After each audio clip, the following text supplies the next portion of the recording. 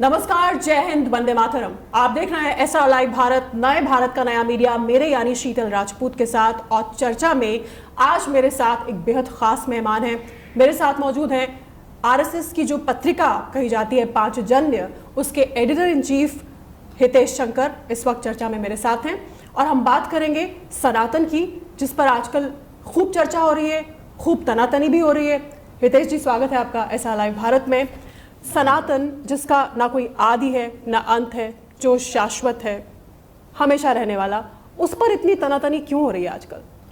सनातनी के साथ तनातनी के राजनीतिक कारण हैं और इसके साथ ही मुझे लगता है शीतल जी, एक समझ का अभाव भी दिखाई देता है। आपने जैसे कहा कि जो शाश्वत है तो उसका गुण क्या है? सनातन कहलाने का पहला गुण क्या है कि जो पुरानी चीज़ों में से जो रिडंडेंट जो चीज़ें हैं उनको छोड़ना और नए में जो स्वीकारने योग्य हैं उन्हें समाते हुए आगे की यात्रा करते जाना।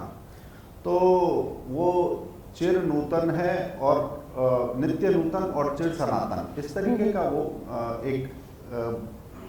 आप उसे मजहब या रिलीजन की कैटेगरी में नहीं देख सकते। ये जो विचार है ये मानवता का विचार है। तो मानवता का विचार, मगर जिस तरह के शब्दावली हम देखते हैं जो आए दिन इस्तेमाल होती हैं, मैं नाम नहीं लेना चाहती क्योंकि कोर्ट में मामला है, सुप्रीम कोर्ट में चला गया, लेकिन जिस तरह के शब्द इस्तेमाल किए जाते हैं, जैसे व्याख्या गलत की जाती है, तो मतलब अभाव है, लोगों में अभाव है सनातन के बारे में मूल जानकारी को लेकर। मैं चाहूँगी कि जो हमारे युवा व्यूअर्स हैं उनको आप बताएं कि हमारी संस्कृति कितनी पुरानी है, क्या इसकी जड़ है। आपने कहा कि ये हमेशा नूतन है। आपने युवाओं की जो बात की, तो युवा हमेशा पॉइंटेड और क्लैरिटी के साथ इंफॉर्मेशन चाहते हैं कि वो बिंदुवार हो और मार्क की जा सके, देखी जाए। तो जब सनातन की बात करते हैं तो मैं कहता हूँ किसी भी चीज़ को अगर समझना हो तो दो चीज़ें आपको समझनी पड़ेंगी। एक तो ईश्वर क्या है, किसी भी रिलीजन के खांचे में क्या है, और सनातन धर्म जो है उसमें ईश्वर की व्याख्या कैसी है। दूसरा, हमारे आचरण के सिद्धांत क्या हैं, क्योंकि जहाँ पर एक किताब है वहाँ पर बहुत कुछ कोडिफाई करने की कोशिश की गई। सनातन में ये होता है कि आपकी एक किताब नहीं तो आप कैसे, मगर मैं फिर भी एक जगह से कुछ सूत्रों की बात करता हूँ।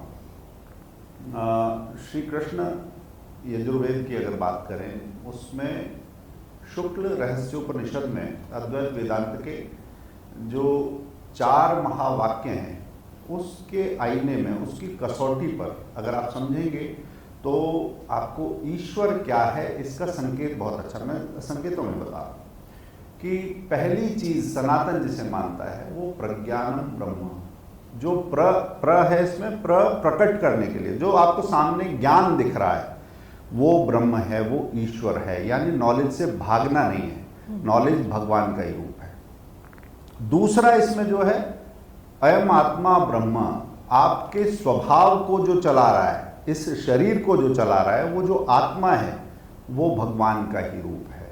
ये दूसरा है। तीसरी चीज है इसकी बहुत महत्वपूर्ण, वो है तत्वमसि। तत्वमसि क्या है कि जो मुझ में है वो तुझ में है, और जो हम दोनों के बाहर भी है, जो तत्व में है, वो वही ईश्वर है। ये तीसरा है। और चौथा है अहम ब्रह्मास्मि, कि आपके भीतर भी वो ईश्वर है, तो आप उस ईश्वर का साक्षात्कार भी करते हो।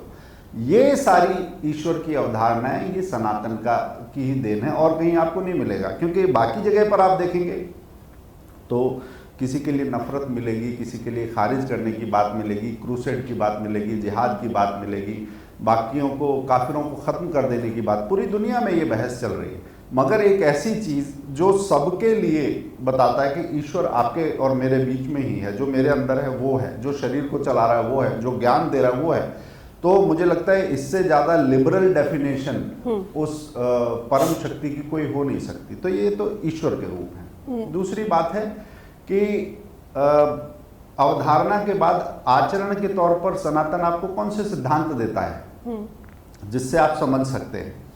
तो मार्शल मैकलुहान की ग्लोबल विलेज की थ्योरी बहुत बाद में आई। वसुधैव कुटुंबकम, अभी G20 पूरा हुआ है, उसका जो सूत्र था वो महाउपनिषद से लिया गया है, वसुधैव कुटुंबकम। ये सारा जो है एक परिवार है, और परिवार में जैसे रहते हो तो प्रतिस्पर्धा नहीं है, मगर सब एक दूसरे का ध्यान रखते हुए बढ़ते हैं। अगर हम सब करेंगे तो सबका ध्यान रखते हुए आगे बढ़ा जा सकता है। किसी को खारिज नहीं करना, किसी को कत्ल नहीं करना, किसी को ख़त्म नहीं करना, किसी को डेसिमेट नहीं करना, ये एक अवधारणा है। दूसरा एक और विचार है कि संगच्छध्वम संवदध्वम संवो मनांसि जानताम, यानी हम एक साथ सोचें, एक साथ बोलें, हमारे मन एक जैसे हों। आप ये बताइए किसी रिलीजन में आपको ऐसी अवधारणा मिलती है? बिल्कुल नहीं। फिर तीसरी जो चीज है वो आचरण से जुड़ी हुई, वो सर्वे भवन्तु सुखिनः, यानी सबके कल्याण की बात है। किसी एक जाति की बात हो, महिला की बात हो, पुरुष की बात हो, गोरों का ही भला हो ऐसा नहीं, कालों का बुरा हो ऐसा नहीं, महिलाओं के लिए ऐसा नहीं। पूरी दुनिया में ये परिवार है और हम सबका कल्याण हो, हम वो रास्ता चुने। तो सनातन में ईश्वर की अवधारणा और आचरण के सिद्धांत, ये बड़ा स्पष्टता है। और मुझे नहीं लगता कि ये मैंने खाली एक संकेत रूप में आपके सामने रखे हैं, बाकी इसमें जितना अध्ययन करते हैं उतना खूबसूरत चीजें आती हैं। सारी दुनिया एक परिवार है जी। मुझ में भी भगवान है, आप में भी भगवान है, इंसान के अंदर भगवान बसते हैं। इस तरह के जो प्रिंसिपल्स आपने बताए जो कि मूल है सनातन का, उसके बावजूद अगर सनातन पर उंगलियां उठती है तो ये कोरी राजनीति के सिवाय कुछ नहीं। बिल्कुल, सर्व खलविदम ब्रह्मा जो कहता है कि सब कुछ सृष्टि में जो है वो ईश्वर ही प्रकट होता है, जो उससे आता है उसी में समा जाता है। ऐसा इतना सुंदर विचार और कहाँ आता है कि कुछ लोगों के लिए जन्नत मुकर्रर कर दी, बाकी सबके लिए जहन्नुम मुकर्रर कर दिया, और मौत के बाद की जिंदगी के लिए इस धरती पर सारी लड़ाई चल रही है। सनातन ऐसी बात नहीं करता। वो कहता है खुद को ठीक करो तो सबका ठीक होगा, अपने आप को ठीक रखो, अपनी कसौटी ठीक रखो, अपने पैरामीटर्स ठीक रखो, अपना आचरण सही रखो, अपनी अवधारणा और कल्पना में स्पष्टता रखो, तो सबका ठीक होगा। तो ये लैक ऑफ अवेयरनेस भी नहीं कही जाएगी, ये कोरी राजनीति कही जाएगी। शुद्ध राजनीति है। और राजनीति की अगर आपने बात की है तो मैं एक और बात कहूँगा कि इसमें राजनीति इस देश को अलग तरह से देखने और काटने और बांटने की ये राजनीति है। उत्तर और दक्षिण को अलग अलग तरीके से जो आज वहाँ से राजनीति के स्वर उठ रहे हैं वो ऐसा पेंट करना चाहते हैं कि जैसे ये उत्तर भारत अलग है और दक्षिण भारत अलग तरीके से सोचता है। ये दरअसल शीतल सवाल इसलिए पैदा हुए क्योंकि हमने क्लासरूम में सवाल पूछना छोड़ दिया और अपना इतिहास, अपनी व्याख्याएं, अपनी समझ हमने कुछ कथित पॉलिटिकल एक्टिविस्ट और जो कथित विद्वान थे उनके भरोसे शायद गिरवी रख दिया। हमें अंदाजा भी नहीं था। आपने बहुत अहम मुद्दा उठाया है। मैं इसलिए कहता हूं कि जो लोग थ्योरी देते हैं आर्य द्रविड़ बंटवारे की, तो आर्य सिद्धांत में जो मूल विचार जो सबसे पहले दिया जाता है वो ये था कि आर्य बाहर से आए और वैदिक ग्रंथों को साथ लेकर आए और बलि प्रथा का उसमें जिक्र था। ये उसका आधार रहता है।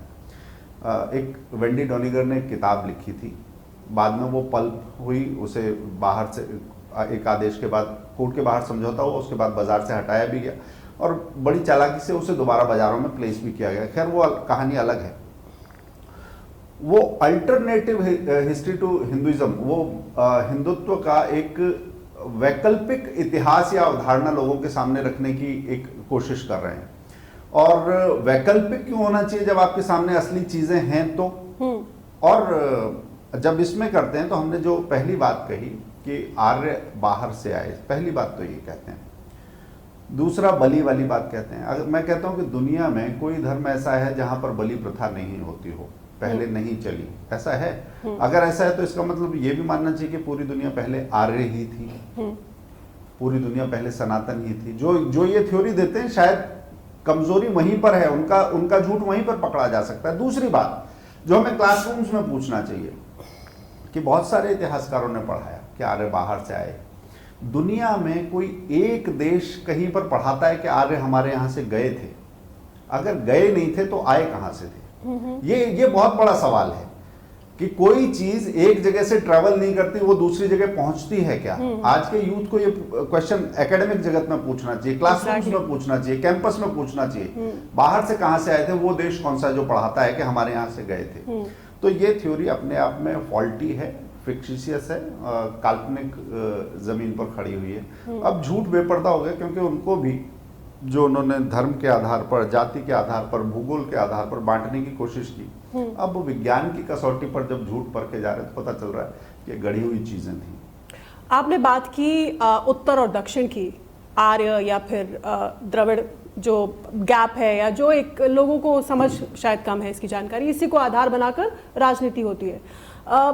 दक्षिण का जो सनातन कनेक्शन है, इसके बारे में आप क्या हमारे व्यूअर्स को बताना चाहेंगे? ये बहुत महत्वपूर्ण सवाल है आपका। अब जब देखिए आदि शंकराचार्य तो दक्षिण से ही उठकर गए। अभी मैं ओंकारेश्वर से आया हूँ, और कालड़ी से जहाँ से वो आए और कश्मीर तक जहाँ तक वो गए, 8 वर्ष की आयु में एक बच्चा जब अपने घर से चला होगा, क्या उसे लैंग्वेज के बैरियर्स नहीं होंगे, बाकी सोसाइटी ने कैसे लिया होगा, और इतना सम्मान देके उसे प्रतिष्ठित करना कि इतनी सदियों बाद भी 108 फुट की प्रतिमा लगा रहा है ये समाज। इस समाज का अपने संतों के लिए, उनके ज्ञान के लिए, खाली नाम के लिए नहीं, उस ज्ञान के लिए कितना आदर प्रदर्शित करता है, वो आज भी दिखाई दे रहा है। वास्तव में ये जो सब चीजें हैं, इसे किसी सरकार ने बचा के नहीं रखा, सरकारी नहीं असरकारी, मैं बार बार कहता हूँ। इस समाज में जो चीजें हैं वो असरकारी इसलिए क्योंकि सरकार की दखल से बाहर उसे समाज ने सहेज के रखा है। संत परंपरा की बात की, मगर मैं इसके साथ ही 2-3 और कसौटियां रखता हूँ।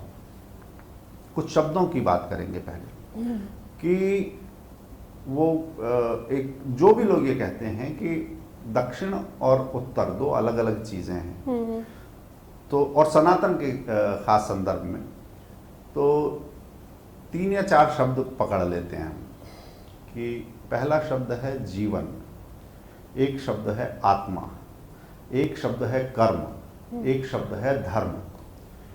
आप किसी द्रविड़ व्यक्ति से पूछिए जो ये बात कह रहा है कि मैंने ये जो 4 शब्द बोले, जो धर्म की व्याख्या करते में अनिवार्य हो जाते हैं, इसके बिना आप नहीं कर सकते। आत्मा को आत्मा कहा जाता है वहां पर, जीवन को जीवनम कहा जाता है, धर्म को धर्मम कहा जाता है, कर्म को कर्मम कहा जाता है। फिर इसके अलावा 3 शब्द और पकड़ लेता हूं जो हमारे भावों को अभिव्यक्त करते हैं, जैसे आसक्ति है, मोह है, जैसे अभिव्यक्ति है, प्रकट करना है किसी चीज को, इन शब्दों, या करुणा है, कंपैशन है। तो करुणा के लिए करुणाई तमिल शब्द है, तमिल में खूब इस्तेमाल होता है ना। और जैसे मैंने जीवनम का बताया, मोह के लिए मोकनम, मोह के लिए ही है, आसक्ति के लिए है, जो भ्रम पैदा करता है, वही शब्द है। इस तरह से अगर आप देखेंगे तो शब्दों की यात्रा जो है वो बताती है कि चीजें अलग अलग नहीं रही। राजनीति तो बताती है अपने क्षेत्र का, उनका जैसा परिसीमन हो गया उसके हिसाब से बताती है कि नहीं ऐसा था, परिसीमन तुम्हारा हुआ होगा, ये समाज नहीं बटा है। भाषा बिल्कुल, मैंने इसीलिए भाषा पकड़ी। कुछ लोग क्षेत्र की राजनीति करते हैं, मगर उस भाषा की ही राजनीति, भाषा की राजनीति, मैंने इसीलिए शब्दों को पकड़ा है। मैं उन शब्दों के कुछ उदाहरण रखे हैं सामने। 3 कसौटी मेरे विचार से और हो सकती हैं इसमें, कि अगर आपको दोनों जगह का साम्य देखना है तो पहला तो जो तमिलनाडु में बोल रहे हैं लोग, ये एक आयातित विचार है, बाहर से आया हुआ विचार, और अपनी पहचान को नकारने वाले लोग वो इसमें सबसे आगे आके खड़े हुए। मैं पेरियार की बात करूं अगर, तो E.V. रामास्वामी पेरियार, ऐसा नाम है उनका, एरोड वेंकटप्पा रामास्वामी। तो जिनके नाम में ही वेंकट विराजमान है और राम, जिनके नाम में ही विष्णु के अवतार राम विराजमान है, उन्हें खाली पेरियार की पहचान से पुकारना ये बताता है कि मंशा कुछ और है। ये वही लोग हैं जिन्हें बाबा साहब के नाम में भीमराव रामजी अंबेडकर पे राम पर बहुत मिर्ची लगी थी, बहुत दिक्कत हुई थी। तो मैंने जो बताया, तो अगर E.V. में जो वी है वो वेंकटप्पा का भी है, वो वेंकट का भी है, वेंकटपति का भी है, वेंकैया भी वही है। अगर वो सब जगह है तो ये अंतर तुम यहां पर आके क्या बताना चाहते हो? हर जगह विराजमान है। दूसरा, जो दक्षिण की शैव परंपरा है वो पूरे भारत में जो मान्यताएं हैं उसमें दक्षिण में बहुत अच्छे से प्रतिष्ठित है शैव परंपरा। दक्षिण से आप शिव को निकाल सकते हैं क्या? बिल्कुल नहीं। शिव, देवी, या एक और शब्द है देवी के लिए, मेखला मणि जो शब्द है वो देवी का शब्द है, वो जस का तस वहां इस्तेमाल होता है और वहीं इस्तेमाल नहीं होता, थाईलैंड में भी इस्तेमाल होता है, बर्मा में भी इस्तेमाल होता है। संस्कृत से और संस्कृति से ही गए हुए शब्द हैं। संस्कृति का पालना बड़ा होता है, राजनीति का मन थोड़ा छोटा होता है, ये हमें समझना पड़ेगा। और पहला कसौटी जो मैंने कहा कि अगर आप इसे देखें, भाषा की हमने बात की, भाषा के बाद आप इसे मंदिरों की कसौटी पर देख लीजिए। मंदिरों में कैसे दिखाई देता है सनातन? वो मंदिर तो दक्षिण में ही है। जहाँ तमिलनाडु में बोल रहे हैं, तमिलनाडु मदुरई की जो मीनाक्षी मंदिर है उसके बिना कुछ है क्या? मदुरई की मीनाक्षी जो है वो तो पार्वती ही है। एब्सोल्युटली। और पार्वती जो है उसका कामाक्षी अम्मा का जो मंदिर है, कामाक्षी को वो माँ मान रहा है। और जो शिव हैं उनका दुनिया का सबसे अनूठा मंदिर बृहदेश्वर, ग्रेनाइट का मंदिर, राजा चोल प्रथम का बनाया हुआ मंदिर, वो जो 13 मंजिल का है और जिसे यूनेस्को ने विश्व धरोहर उसे घोषित किया है, अपने आप में अनूठी चीज है। कहां पर है? दक्षिण में है। आप उनके आंगन में खड़े होकर उनको नकार रहे हो। तीसरा, शिवगिरी पर्वत है, पर्वत का नाम ही शिवगिरी है। और वो किसका है? वो कार्तिकेय उस पर बैठे हुए हैं। कि कार्तिकेय जब रूठ के आ गए थे, जब एक फल था और गणेश और कार्तिकेय के बीच में बांटने की बात हुई तो दोनों ने कहा कि हम पूरा लेंगे। तो फिर कहा कि नहीं, जो विश्व की, जो धरती की परिक्रमा पहले करके आएगा उसे फल मिलेगा। कार्तिकेय धरती की परिक्रमा करने निकले, गणेश ने माता पिता की परिक्रमा की, फल उन्हें मिल गया। कार्तिकेय नाराज हो गए थोड़े से। तो कार्तिकेय आके कहाँ बैठे? उन्होंने कैलाश छोड़ा। यहाँ का पर्वत क्या कहलाया? शिवगिरी। पलानी में है, उसी तमिलनाडु में है, थोड़ा जाके देखना चाहिए। जो पहला बृहदेश्वर मैंने बताया वो तंजौर में है। जो दूसरा मैंने बताया मदुरई से 74-75 किलोमीटर की दूरी पर वो मीनाक्षी अम्मन का मंदिर है, कांची कामकोटी में। तो ये इन पहचानों को छीनने का कुचक्र है। तीसरी चीज और है कि हम यहाँ पर सूर्यवंशी और चंद्रवंशी कहते हैं। जो चोल राजा थे, जो पांड्यन राजा थे, चोल राजाओं का जो निशान था वो सूर्य था, पांड्यन का जो निशान था वो चंद्र था। तो वंश, परंपरा, पहचान, राज चिन्ह, प्रतीक, प्रतिष्ठा उन्होंने जिनकी करी वो सब लोग तो वही हैं। आप सबके नाम में आज आप जजेस के नाम देखिए, अभी जिन्होंने ये, मैं संयोग देख रहा था, रामकृष्ण हर नाम में रामकृष्ण है, वेंकट है, और अभी जो जस्टिस थे मद्रास हाई कोर्ट के जस्टिस, मैं उन्हें किसी संदर्भ से अलग कोई चर्चा में नहीं जोड़ना चाहूंगा, जिन्होंने ये एक कॉलेज में जब सनातन वाले विवाद को एक एमएलए की शय पर बढ़ाने की कोशिश की कि महिला छात्र जो हैं वो सारे इस पर डिबेट करें, इस विषय पर सनातन को डिफेम करने की कोशिश थी। तो मद्रास हाई कोर्ट का एक उसमें फैसला आया कि सनातन जो है वो एक कर्तव्यों की संहिता है, जीवन जीने का तरीका है, वे ऑफ लाइफ है, और डिफेम करने की और हेट स्पीच की किसी को छूट नहीं दी जा सकती। जो जज हैं उनका नाम भी शेषशाही है। शेषशाही वो है जो शेष नाग पर लेटता है, शयन करता है, विष्णु वही नाम है, दक्षिण से ही आया है। तो आप शब्द देखें, स्थापत्य देखें और उनकी पूरी यात्रा देखें तो ये समझ में आता है। तो मैंने मंदिर की कसौटी की बात कही, भाषा की कसौटी की बात कही। एक और चीज है संत परंपरा। दक्षिण में 6वीं से 9वीं जो शताब्दी है वहाँ आलावार संतों की परंपरा है। आलावार का अर्थ होता है भक्ति में डूबा हुआ। हिंदी का जो भक्ति आंदोलन है आलावार संतों से प्रेरणा लेके आगे बढ़ता है। और ये इतना अनूठा है कि जो सनातन पे कहते हैं कि जेंडर बायस होता है, बाकी रंग के आधार पर होता है, आलावार संतों की परंपरा में आगे आंडाल खड़ी हुई है, भक्त कवियत्री हैं। वो श्री रंगनाथन जी की अनन्य भक्त हुई, जैसे मीरा थी। और उनकी बात क्या है कि एक छोटी सी बच्ची रोज माला गूंथती थी और माला पहले खुद पहन के श्री रंगनाथ को दिखा के कहती थी कि माला कैसी लग रही है, अब ये माला पहनोगे। फिर उनके बाद पहले खुद पहनी हुई माला भगवान को पहनाती थी। भगवान और भक्त के बीच में अंतर नहीं है, वो सनातन है। आंडाल जैसी जो कवियत्री थी वो बाद में जब बड़ी होती है तो कहती है कि मुझे विवाह करना है तो श्री रंगनाथ जी से ही करना है। उनकी शैया पे चढ़ जाती है और वहीं पर वो परम ज्योति में विलीन हो जाती है। पूरा भवन कहते हैं कि रोशनी से भर गया, आंडाल की जो कहानी है। और श्रीवल्लीपुत्तूर में ये विरुद्धनगर जो मदुरई से 74-75 किलोमीटर दूर है, वहाँ पर ये मंदिर आपको मिल जाएगा। तो जेंडर बाइस नहीं है इसमें, रंग की चिंता नहीं है, जाति की चिंता नहीं है, भाषा की चिंता नहीं है।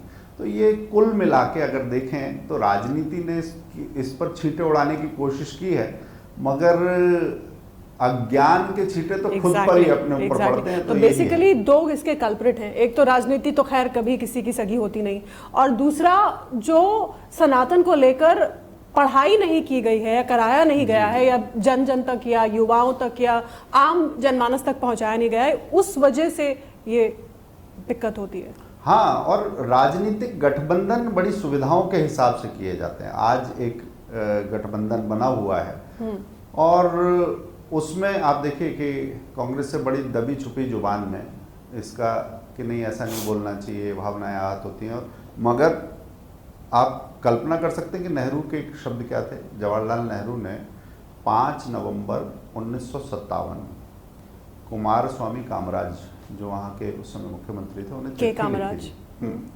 उन्हें चिट्ठी लिखी थी और उसमें ये लिखा है, I will share the PDF with you, आप अपनी स्क्रीन पर भी दिखा सकेंगे। उसमें साफ साफ लिखा उन्होंने कि ये बार बार ब्राह्मणों के खिलाफ जो पेरियार बोल रहे हैं इससे मैं बहुत परेशान हूँ, लोगों को उकसा रहे हैं, स्टैबिंग और किलिंग के लिए कह रहे हैं। उन्होंने उसमें पेरियार की जो तुलना की है वो क्रिमिनल या ल्यूनेटिक, अपराधी या पागल व्यक्ति से उन्होंने तुलना की है। कांग्रेस आज ओन करेगी कि आज हम किन लोगों के साथ खड़े हैं, उनकी परिभाषाएं क्या हैं, कांग्रेस की परिभाषा क्या है, अपनी परिभाषाएं बताओ। अपना अगर आप जैसे घोषणा पत्र बताते हो उस तरह से आपको अपनी सोच भी बतानी चाहिए।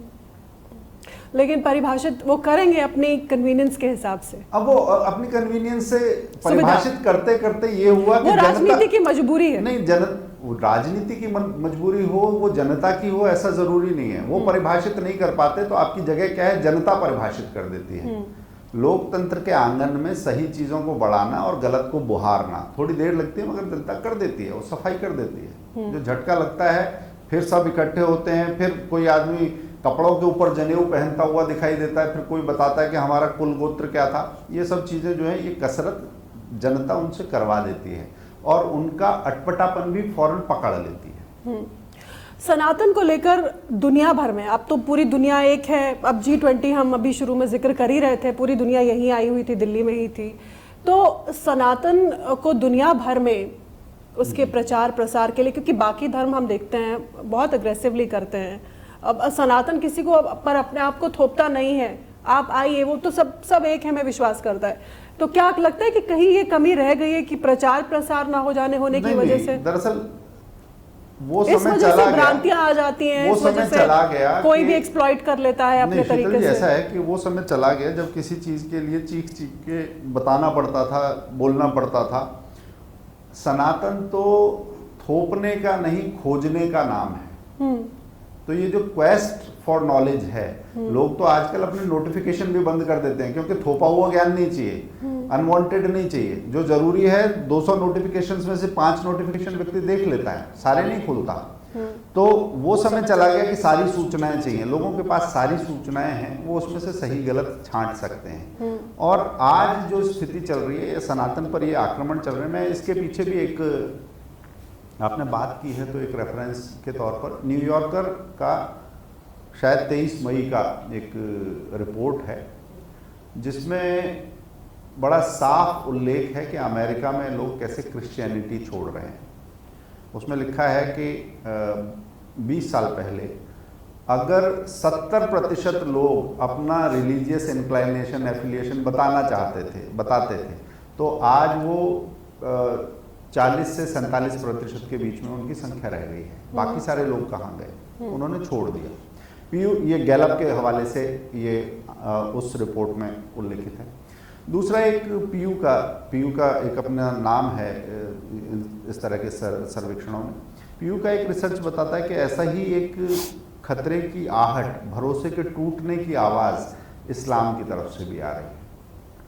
और 20-25% से ज़्यादा लोग, अमेरिका और पश्चिम का उनका एक बड़ा आंकड़ा है वो अपना मजहब छोड़ रहे हैं। तो ये बड़े समय तक जो कुछ लोगों ने धर्म प्रचार के बूते जो गढ़ बना रखे थे, नए समय में तकनीक के आने के बाद और लोगों के पास सूचनाएं खुल जाने के बाद, सब चीज़ों का ट्रांसलेशन अवेलेबल हो जाने के बाद, और मैं ये भी कहूँगा कि कोविड में बहुत सारा लोगों को समय मिलने पर उनका तुलनात्मक अध्ययन होने के बाद ये दरारें बड़ी गहरी हो रही हैं और बाहर अपना किला, अपना घर ढहने की जो दिक्कत है उसकी वजह से बाहर हल्ला बोल के तौर पर सनातन को हमला करना है, परिवारों को हमला करना है, भारत को नीचा दिखाने की कोशिश, जहाँ से बड़ा विचार आके ये सब चीज़ों को, ह्यूमैनिटी का आइडिया बाकी चीज़ों को कवर कर सकता है, तो भारत पर हमला बोलना है, ये सारी चीज़ें इकट्ठी हुई हैं।